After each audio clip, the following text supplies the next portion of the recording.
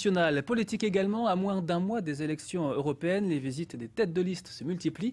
Celle d'Europe Écologie Les Verts, Sandrine Bélier, est en Bourgogne aujourd'hui. Dans la Nièvre ce matin, elle a rencontré des défenseurs de l'agriculture bio. Et visite suivie par Fabien Madigou et François Dérault. Voilà, bienvenue sur la ferme des Val d'Osseux et la fromagerie. Donc on est bien content de vous recevoir. Merci. Voilà. Avant un bain de foule attendu à Auxerre, Sandrine Bélier, tête de liste d'Europe Écologie dans le Grand Est, a fait escale dans cette ferme bio de la Nièvre. Ici, les vaches sont choyées et la vieille chaudière fioul a laissé place à une chaufferie bois. L'occasion pour la députée européenne de rappeler la bonne intégration communautaire de l'agriculture.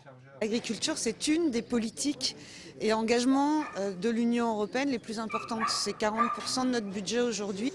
La politique agricole commune qui a subi la fronde récente des agriculteurs bourguignons est devenue un élément essentiel de leur santé économique. Sans les aides, c'est impossible de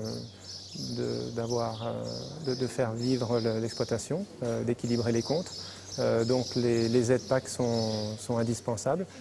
Pour la Nivernaise Anaïs Hubert, colisse tiers de Sandrine Bélier, le passage à une agriculture plus respectueuse de l'environnement est un travail de longue haleine. L'exemple ici de cette ferme qui du conventionnel est passé en agriculture biologique, c'est parce qu'il y a eu de la réflexion qui a été faite, c'est parce qu'il y a eu des formations qui ont été faites. Je pense que là-dessus, Europe Écologie a aussi des choses à apporter. Après s'être notamment investie sur la nouvelle loi européenne pour la biodiversité, Sandrine Bélier avance d'autres pistes de réflexion pour son prochain mandat.